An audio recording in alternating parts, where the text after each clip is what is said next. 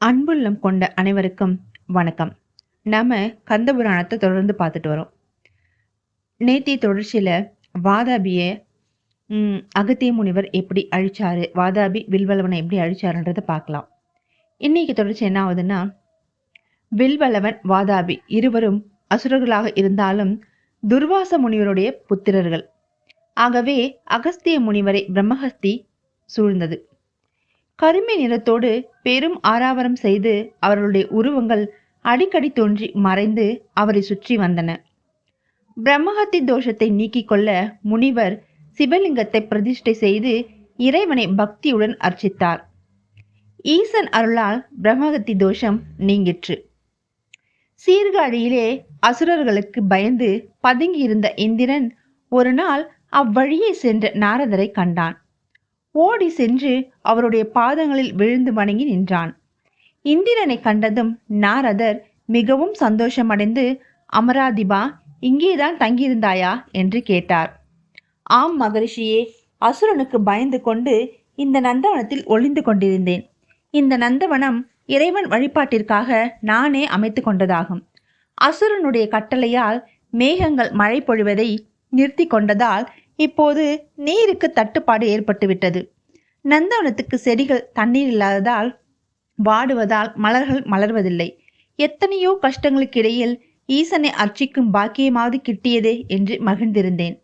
இப்போது அந்த காரியத்தை கைவிடும்படியான சூழ்நிலை உருவாகி வருகின்றது என்று வருத்தத்துடன் கூறினான் இந்திரன். நாரதர் அவனை பரிவுடன் பார்த்து, இந்திரா, வேதனைப்பட வேண்டாம். இழந்த சுகபோகங்களையும் நீ திரும்பவும் அடையப் போகிறாய். அந்த காலம் விரைவிலேயே வரப்போகிறது. ஈசனை அர்ச்சிக்க முடியாத போய்விடுமோ என்று வருந்துகிறாய். எம்பெருமான் அகஸ்திய முனிவரை தென் திசை சென்று பொதிகை மலையிலே தங்குமாறு சொல்லியிருக்கிறார். அவரும் பொன்னி நதியை கமண்டலத்திலே ஏற்றுக்கொண்டு வந்து கொண்டிருக்கிறார். வரும் வழியிலே அகந்தையுடன் பிரம்மலோகம் வரை உயர்ந்து நின்ற விந்தியனை அடக்கியதோடு முனிவர்களுக்கும் பெரு கேடு விளைவித்து வந்த வில்வலவன் வாதாபி என்ற அசுர சகோதரர்களையும் வதம் செய்தார். அவருடைய கமண்டலத்திலே உள்ள நதியை பெருகும்படி செய்தால் உன் துன்பம் நீங்கிவிடும். நந்தவனத்திற்கு தேவையான தண்ணீர் கிடைத்துவிடும் என்றார். மகரிஷியே, முனிவருடைய கமண்டலத்தில் உள்ள நதியை பெருக செய்ய வேண்டும் என்று கூறினீர்கள். அதை நான் எந்நேரம் செய்வது? முனிவருடைய கோபத்திற்கு ஆளாக நேரிடும் என்று வேதனுடன் இந்திரன் மறுபடியும் அவரை கேட்டான். இந்திரா, அது உன்னால் ஆகக்கூடிய காரியம் அல்ல. கணேச பெருமானை பக்தியுடன் பூஜித்து வா. அவர் அனுகிரகத்தாலேயே அது நிறைவேறும் என்று சொல்லிவிட்டு சென்றார் நாரதர். முனிவர் புறப்பட்டு சென்றதும் இந்திரன் கணேசரை பக்தியுடன் மனமுருக ஆராதித்து பிரார்த்தித்தான். கணேசரும் அவன் பூஜையில் மகிழ்ந்து கணங்கள் புடைசூழ காட்சி தந்தார். இந்திரன் அவரை வலம் வந்து வணங்கி நாரதர் கூறியது போல தன்னுடைய கஷ்டங்களை எடுத்து சொல்லி நீரின்றி வாடும் நந்தவனத்திற்கும் செடிகளுக்கும் உயிரை தருமாறு கோரினான். இந்திரா, உன் நந்தவனத்திற்கு தேவையான தண்ணீரை இப்போதே வரவழைக்கிறேன். ஆகாய கங்கை இங்கு வரவழைக்கட்டுமா? இமயத்துள்ள புனித நதிகள் எதை வேண்டுமானாலும் சொல், வரவழைக்கிறேன் என்றார் கணேசர். பெருமானே, அவ்வாறு செய்தால் அரசனுக்கும் என் இருப்பிடம் தெரிந்துவிடும். அவ்வாறு செய்தால் அசுரனுக்கு என் இருப்பிடம் தெரிந்துவிடும். இன்று வரை நான் இங்கு பதுங்கியிருப்பதை சூரன் அறியவில்லை. நான் வேண்டுவது இதுதான். எம்பெருமான் விருப்பத்திற்கேற்ப அகஸ்திய முனிவர் பொதிகை மலையில் வாசம் செய்ய தென் திசையை நோக்கி வந்து கொண்டிருக்கிறாராம்.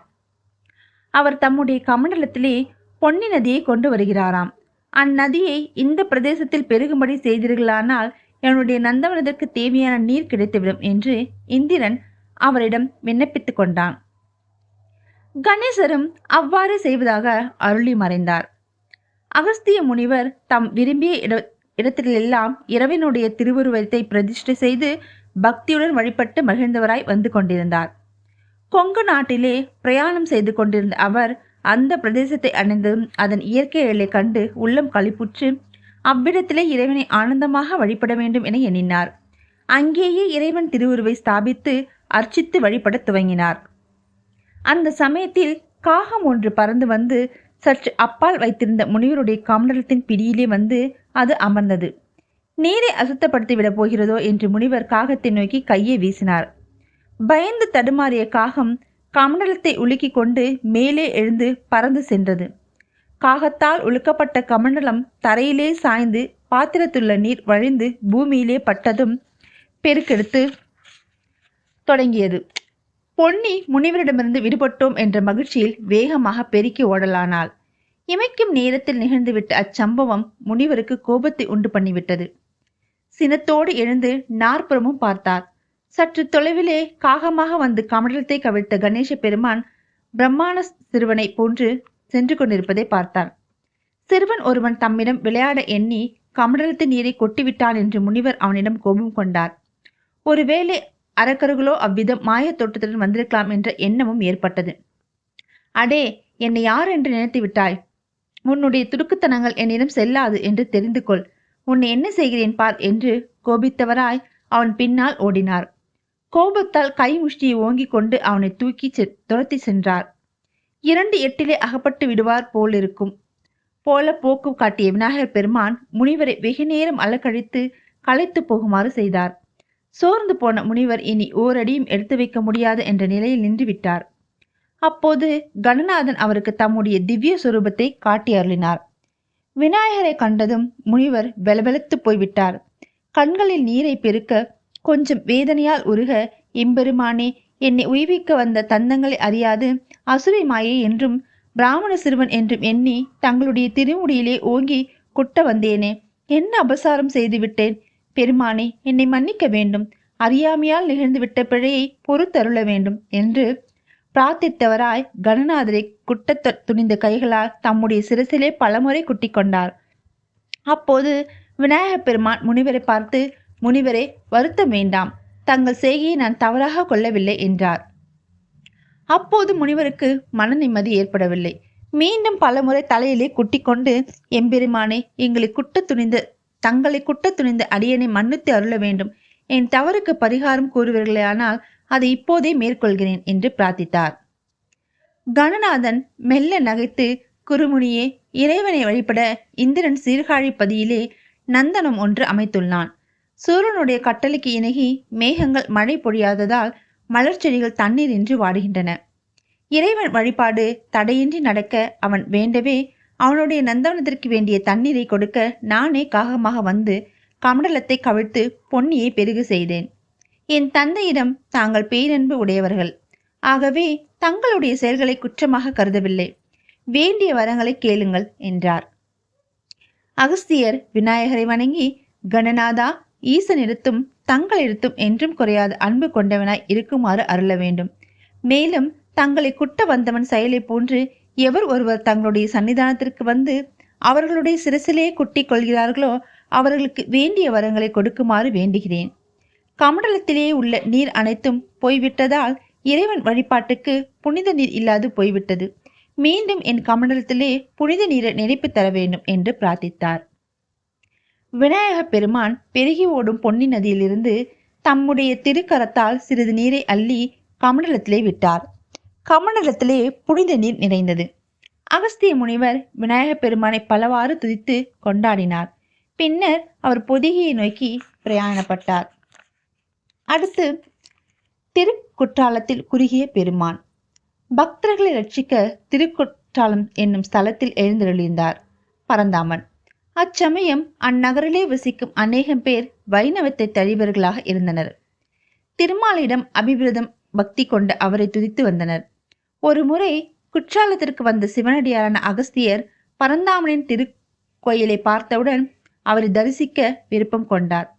திருநீர் அணிந்தபடி சிவப்பழமாக எதிரே வரும் அகஸ்தியரை பார்த்த விஷ்ணு பக்தரான அந்தணர்கள் சிலருக்கு கோபம் வந்தது. நீ யார்? எதற்கு இங்கு வந்திருக்கிறாய்? திருநீர் அணிந்த நீ இங்கு எப்படி வரலாம்? இந்த வழியை திரும்பி போ, வந்த வழியை திரும்பி போ என்று விரட்டினர். அகஸ்தியர் அவர்களின் அணுகுமுறையை கண்டு மனம் வருந்தினார். உடனே அவர்களுடைய அறியாமையை போக்க விரும்பி அவர்களுடைய மிரட்டலுக்கு பயந்தவரை போல் நடித்து, பெரியவர்களே, நான் தூரத்து பிரதேசத்திலிருந்து வருவதால் இங்குள்ள விஷயங்களை பற்றி ஏதும் அறியேன். எவரும் எனக்கு சொல்லவும் இல்லை. இந்த விவரங்களை அறிந்திருப்பேனானால் நான் இங்கு வந்திருக்கவே மாட்டேன். என் மீது கோபப்பட வேண்டாம், நான் போய் வருகிறேன் என்றார். அவர்களும் அவரை பார்த்து ஏளனமாக நகைத்து, போ, இப்போதே போய்விடு, எங்கள் முன் நில்லாதே என்று விரட்டினார்கள்.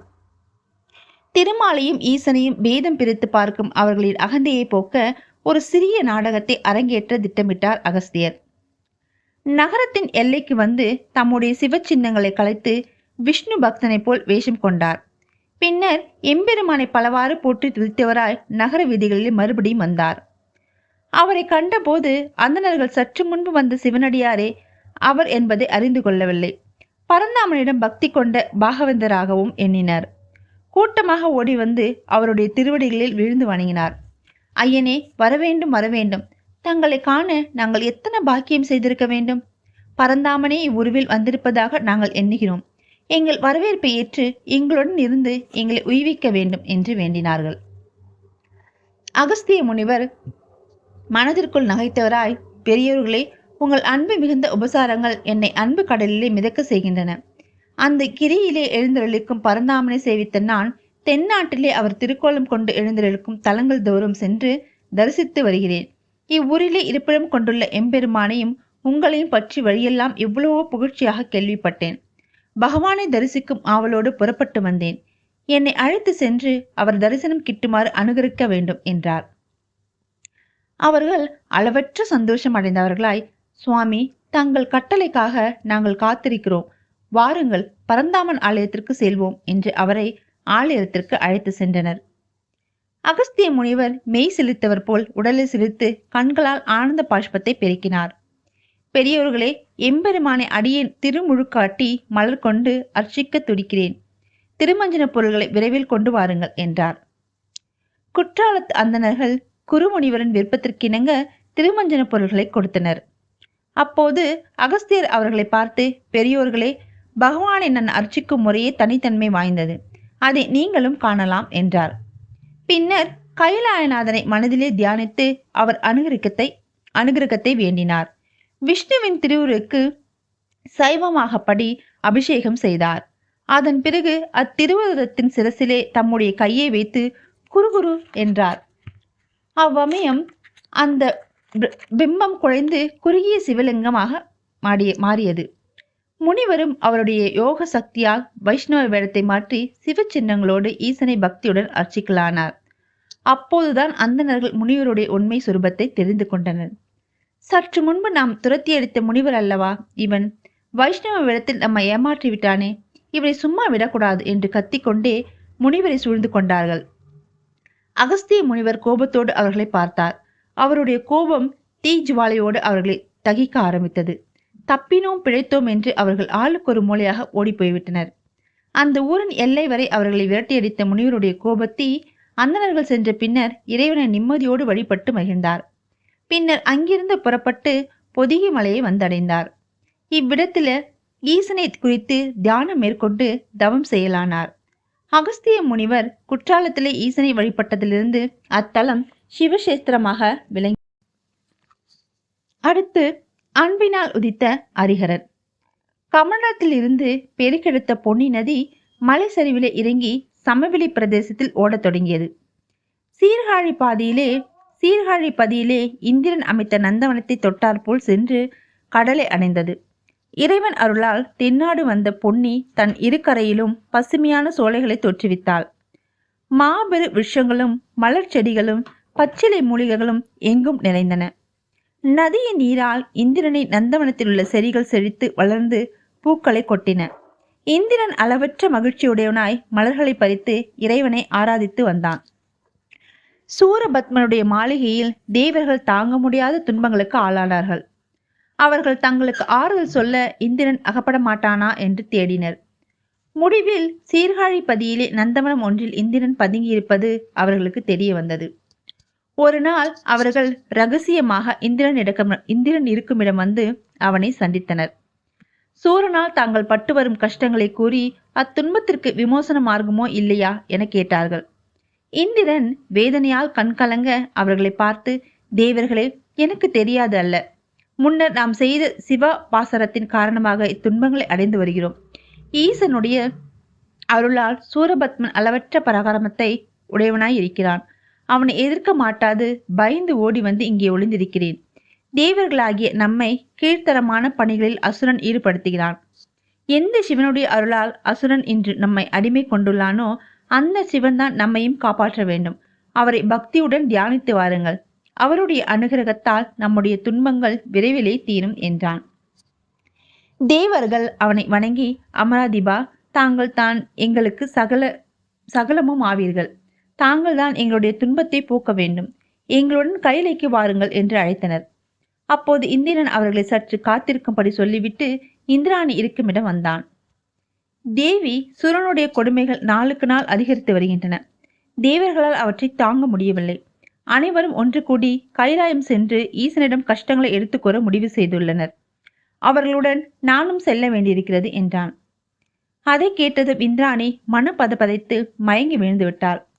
இந்திரன் அவளை தூக்கி மார்பு மீது சாய்த்து கொண்டு மெல்ல அவள் மயக்கத்தை தெளிய செய்தான். கண் விழித்த இந்திராணி நாயகனை பார்த்து, அன்பே, தங்களை பிரிந்து நான் எவ்விதம் இருக்க முடியும்? அசுரர்கள் என்னை இன்னமும் தேடிக்கொண்டிருக்கின்றனர். தங்கள் அருகில் இருப்பதால் தான் அந்த பயத்திலிருந்து நான் ஓரளவு விடுபட்டவளாய் இருக்கிறேன். தாங்கள் சென்று விட்டால் எனக்கு துணையார்? சக்கரவாக பட்சிக்கும் மேகமும் சக்கர பட்சிக்கு சந்திரனும் துணை போல நீங்கள் எனக்கு துணையாக இருந்து வருகிறீர்கள். நீங்கள் போய்விட்டால் எனக்கு துணையார்? தேவர்களோ தங்களுடன் வந்து விடுகின்றனர். ஜெயந்தனோ எங்கிருக்கிறான் என்று தெரியவில்லை. ஐராவதமும் அசுரர்களிடம் இருக்கிறது. தன்னந்தனியாக நான் எவ்வாறு இருப்பேன்? அசுரர்களோ மாயையில் வல்லவர்கள், புண்ணிய பாவங்களுக்கு அஞ்சாதவர்கள். அவர்களால் எனக்கு தீங்கு நேரிடுமானால் நான் உயிர் பிழைக்க மாட்டேன். அந்த பழி தங்களுக்கே சேரும். ஆகவே நானும் தங்களுடன் வருகிறேன், அழைத்து செல்லுங்கள் என்று மன்றாடினார். இந்திரன் அவளை அணைத்து கொண்டு, பிரியே, உன்னை தனிமையில் தவிக்கிவிட்டு நான் போகவில்லை. ஈசனுக்கும் மகாவிஷ்ணுக்கும் இடையே ஏற்பட்ட அன்பின் காரணமாக தோன்றிய மகாசாஸ்தா இருக்கிறார். அப்பெருமானியை உனக்கு காவலாக இருக்கும்படி செய்துவிட்டு போகிறேன் என்றார். இந்திராணி கண்களில் நீர் வழிய நாயகனை பார்த்து, சுவாமி, தாங்கள் கூறிய அப்பெருமானின் பெருமை எனக்கு சொல்ல வேண்டும் என்று கேட்டாள். இந்திரன் அவருடைய விருதாத்தத்தை சொல்லத் தொடங்கினார். முன்னர் தேவர்களும் அசுரர்களும் பார்க்கடை கடந்த போது இறைவனை வழிபட மறந்துவிட்டனர். அதன் வெப்பத்தை தாங்க மாட்டாது அனைவரும் சிதறி ஓடினர். விஷமோ சகல லோகங்களிலும் பரவி எல்லா ஜீவராசிகளையும் துன்புறுத்துக்களாக்கியது. முடிவில் தேவர்கள் பரமேஸ்வரனை சரணடைந்தனர். ஈசன் அவர்களுடைய துன்பத்திற்கு மனமிறங்கி விஷத்தை கிரகித்து சாப்பிட்டதோடு பார்க்கடலை களைந்து அமுதத்தை பெருகுமாறு சொல்லி அனுப்பினார். மீண்டும் தேவர்களும் அசுரர்களும் பார்க்கடலை கடைய தொடங்கினர். எந்த காரியத்தையும் தொடங்கும் முன்பாக விநாயக பெருமானை வழிபட வேண்டும் என்பதை அறிந்திருந்த தேவர்கள் அமுதை பெற வேண்டும் என்ற பரபரப்பிலே அப்பெருமானை வழிபடாது கடைய தொடங்கினர். அப்போது மந்திர பர்வதம் நிலை தடுமாறி கடலுள் மூழ்கி நாகலோகத்தில் போய் விழுந்தது. விநாயகரை பூஜிக்காததனாலேயே அக்கஷ்டம் நேர்ந்தது என்று தேவர்கள் உணர்ந்தனர். அவர்கள் தங்களுடைய தவறுக்கு வருந்தி விநாயகரை பக்தியுடன் ஆராதித்தனர். அவருடைய அருளால் மந்திர பர்வதம் மீண்டும் முன்னிலையை அடைந்தது. தேவர்களும் அசுரர்களும் மறுபடியும் உற்சாகத்தோடு கடைய தொடங்கினர். அவர்களுடைய கஷ்டத்திற்கு பலனும் கிடைத்தது. பார்க்கடலிலிருந்து அமுதம் வெளிப்பட்டது. அதை கண்டதும் இரு தரப்பினரும் தங்களுடைய முயற்சியாலேயே அமுதம் கிடைத்தது என்பதை போட்டி போட்டனர். அவர்களுக்கிடையே எழுந்த போட்டி பெரும் யுத்தமாக மாறிவிட்டது. சூழ்நிலையை உருவாக்கியது. அவர்களுக்கிடையே எழுந்த போட்டி பெரு யுத்தமாக மாறிவிடக்கூடிய சூழ்நிலை உருவாகிவிட்டது. அந்த நிலையை தவிர்க்க விஷ்ணு ஒரு உபாயம் செய்தார். கண்டோர் மயங்கக்கூடிய அழகுடன் ஒரு அழகிய பெண்ணாக அவருக்கிடையே தோன்றினார். அழகிய பெண்ணை கண்டதும் அசுரர்களுடைய உள்ளம் அவள் பால் திரும்பியது. தேவர்களும் அவளை அடைய வேண்டும் என்று துடித்தனர். மோகினி உருவிலிருந்து மாதவன் அவர்களை பார்த்து, உங்களுக்குள் ஏன் இந்த வீண் சண்டை? நான் இருக்கிறேன், அமுதம் இருக்கிறது, இரண்டில் ஒன்றை தேர்ந்தெடுத்துக் கொள்ளுங்கள் என்றார். பெண் ஆசையால் அறிவிழந்த அசுரர்கள் மோகினியை பெற வேண்டும் என்று ஓடி வந்து அவளை சூழ்ந்து கொண்டனர். தேவர்கள் அமிர்தத்தை எடுத்து சென்றனர். அசுரர்களை பார்த்த விஷ்ணு புன்னகை செய்தவராய், அன்பர்களே, என்னை அணைத்து மகிழக்கூடிய வீரன் உங்களுக்குள் யார் என்று கேட்டார். அசுரர்கள் ஒவ்வொருவரும் தாங்களே சிறந்த வீரன் என்று முன்வந்தனர். அதனால் ஏற்பட்ட வாக்குவாதம் முற்றி அவர்களுக்கிடையே சண்டையை உண்டாக்கிவிட்டது. ஒருவரை ஒருவர் அடித்து கொள்ளலானார்கள். அசுரர்களில் இருவர் மட்டும் இது ஏதோ தேவர்களால் மாயை என்று நினைத்து அந்த சண்டையில் கலந்து கொள்ளாது ஒதுங்கியிருந்தனர். மரணமே இல்லாத நித்திய ஜீவியத்தை அளிக்கும் அமுதத்தை தேவர்கள் கொண்டு சென்றதை பார்த்து அவர்களில் ஒருவர் மாயையால் தங்களை தேவ வடிவமாக மாற்றிக்கொண்டு தேவர்களோடு கலந்து விட்டனர். அசுரர்கள் தங்களுக்கிடையே போட்டி போட்டுக் கொண்டிருக்கையில் விஷ்ணு தேவர்கள் இருக்குமிடம் வந்தார். அவர்களிடமிருந்து அமிர்தத்தை வாங்கி எல்லோருக்கும் பங்கிட்டு கொடுத்து வந்தார். வரிசையாக அமிர்தம் தேவர்களுக்கிடையே மாறு வெள்ளத்திலிருந்து அசுரர்களும் உட்கொண்டார்கள். அவர்களுக்கும் அமிர்தம் கிடைத்தது. அனைவருக்கும் கொடுத்த பின்னரே உட்கொள்ள வேண்டுமென தேவர்கள் காத்திருக்கையில் அசுரர்கள் இருவரும் அவசரமாக சாப்பிட்டனர். அதை கண்ட சூரியர் சந்திரர் இருவரும் விஷ்ணுவை அழைத்து தேவர்களிடையே கலந்த அசுரர்கள் என அவர்கள் சுய உருவை வெளிப்படுத்தினர். கோபமடைந்த விஷ்ணு கையிலே வைத்திருந்த அகப்பையினால் அவர்களுடைய தலையை துண்டித்தார். அவர்கள் சாப்பிட்ட அமுதம் தொண்டையிலே இருந்தபடியால் அவர்களுடைய உடல்கள் அழிந்து போயின. தலை மட்டும் அழியவில்லை. அதை கண்ட விஷ்ணு அவர்கள் இருவரையும் ராகு கேது எனப்படும் சாய கிரகங்களாக மாற்றி 7 கிரகங்களோடு சேர்த்து நவகிரகங்களாக விளங்க செய்ததோடு அவர்கள் இருவரும் அந்த முதல் தேவர்களாக விளங்குமாறு அது முதல் தேவர்களாக விளங்குமாறு அருளினார். ராகு கேது இருவரும் பரமசிவனை குறித்து தவம் செய்து செந்நிறம் கருநிறம் கொண்ட பாம்புகளாக மாறி சிற்சில சமயங்களில் சூரியன் சந்திரன் இருவருக்கும் களங்கத்தை உண்டாக்கும் வரத்தையும் பெற்றனர். பரமசிவனுக்கு சக்திகள் 4. தேவியோ ஒவ்வொரு சமயங்களிலும் ஒவ்வொரு விதமாக இருந்து வருகிறார். ஈசனுடைய அருள் செய்கையில் பார்வதியாகவும், ஆண் உருவில் உலகத்தையே ரட்சிக்கும் விஷ்ணுவாகவும், கோபம் கொண்ட துஷ்டர்களை அடக்கும் போது காளியாகவும், யுத்த களத்தில் துர்க்கையாகவும் விளங்கினார்.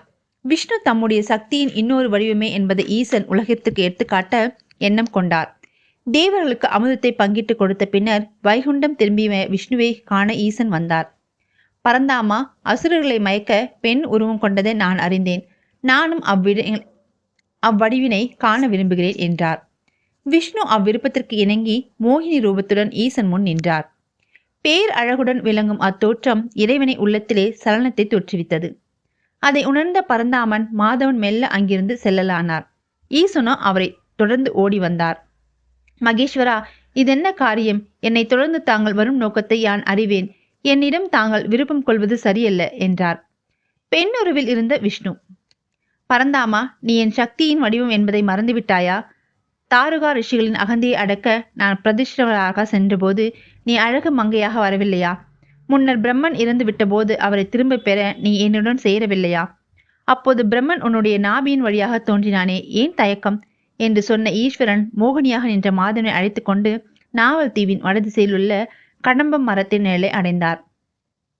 அவர்களுடைய சேர்க்கையினால் கரிய மேனியோடு சிவந்த ஜடையோடும் கையிலே தண்டு தாங்கியவரை ஒரு புத்திரர் உண்டானார். ஈசன் அக்குமாரனுக்கு ஹரிஹர புத்திரன் என்று பெயரிட்டு கணங்களுக்கு தலைவனாக்கினார். அவருக்கு என ஒரு புவனத்தையும் உண்டாக்கி அனைவராலும் போற்றி வணங்க தகுந்த பேரையும் கொடுத்தார். அக்குமாரன் முனிவர்களாலும் வணங்கக்கூடிய பாக்கியத்தை பெற்று ருத்திரர்களுக்குள் ஒருவரானார். ஐயனார் என்றும் சாஸ்தா என்றும் பலவிதங்களாக அவர் அழைக்கப்படலானார். நாவல் தீவில் கடம்ப மரநிலையில் ஈசன் விஷ்ணுவும் கூடிய காலத்தில் அவர்களுக்கு உமிழ்ந்த நீரே கண்டகி என்னும் நதியாக பாய்ந்து வந்தது. வஜ்ர தந்தி எனப்படும் புழுக்கள் அந்நீரிலே தோன்றின. அவை உள்ளும் புறமும் சக்கரக்குறியோடு பொன்னிறத்தை உடையவனாய் இருந்தன. அப்புழுக்கள் நதியில் உள்ள மண்ணினால் கூடுகளை அமைத்து கொண்டு அவற்றினுள் வசிக்கும். அவை இறந்த பின் அக்கூடுகள் சக்கரக்குறியோடு நதியின் கரைகளில் கொண்டு வந்து ஒதுக்கப்பட்டிருக்கும். அவற்றை கண்டு மக்கள் எடுத்து சென்று உள்ளிருக்கும் மண்ணை நீக்கி அக்கூடுகளின் குறிகளை கொண்டு விஷ்ணுவின் இன்ன மூர்த்தம் என்று பிரித்து பூஜை செய்வார். அவற்றை தான் சால கிராமம் என்று கூறுகின்றனர். இவ்வாறு சாஸ்தாவின் வரலாற்றை இந்திராணிக்கு எடுத்து கூறிய இந்திரன், பிரியே, அப்பெருமான் மிகுந்த பராக்கிரமத்தை உடையவர். அவரையே உனக்கு காவலாக வைத்துவிட்டு போகிறேன். ஆகவே நீ கவலைப்பட வேண்டாம் என்றார். பின்னர் மனதிலே சாஸ்தாவை தியானித்து அவரும் பூரணை புஷ்பகை என்ற தன் இரு தேவியுடன் கணங்கள் சூழ வெள்ளை யானையின் மேல் அமர்ந்தபடி அவன் முன்பு தோன்றினார். அவரை கண்டதும் இந்திரன் நிலத்திலே விழுந்து வணங்கி, ஹரிஹரபுத்ரா, சூரபத்மனுக்கு பயந்து நானும் இந்திராணியும் இங்கு பதுங்கியிருக்கிறோம். அவன் செய்யும் துன்பத்தை தாங்க முடியாமல் தேவர்கள் ஈசனிடம் சென்று முறையிடுவதற்காக புறப்பட இருக்கின்றனர். அவர்களுடன் நானும் கையிலேக்கு செல்ல வேண்டியிருக்கிறது. நான் இல்லாத நேரத்தில் அசுரர்கள் தன்னை கொண்டு போய் விடுவார் என்ற இந்திராணி அஞ்சுகிறாள். நான் திரும்பி வரும் வரையில் அவளை தாங்கள் தான் காப்பாற்ற வேண்டும். தங்களுடைய பாதுகாப்பிலே விட்டு சென்றால்தான் நானும் நிம்மதியாக சென்று வர முடியும். என் கோரிக்கையை ஏற்று அருள் புரிய வேண்டும் என்று பிரார்த்தித்தான். ஐயனார் இந்திரனை பார்த்து, அமராதிபா, கவலை இல்லாது நீ சென்று வரலாம். இந்திராணியின் பாதுகாப்பை நான் ஏற்றுக்கொண்டு விட்டேன் என்றார். இந்திரன் மனமகிழ்ந்து அவரை போற்றி புகழ்ந்து விடைபெற்று தேவர்களுடன் கைலைக்கு புறப்பட்டான். இந்திரன் சென்றதும் சாஸ்தா தம்முடைய வீரருள் மிகுந்த சிறந்தவனாய் மகாகாலரை அழைத்து, இந்திரன் தேவர்களுடன் கைலாயம் சென்றிருக்கிறான். அவன் திரும்பி வரும் வரை இந்திராணியை எவ்வித துன்பமும் அணுகாதிருக்க நீ பாதுகாப்பாயாக இருக்க வேண்டும் என்று உத்தரவிட்டு தமது இருப்பிடம் சென்றார். இதன் தொடர்ச்சியை நம்ம நாளைக்கு பார்க்கலாம். நன்றி, வணக்கம்.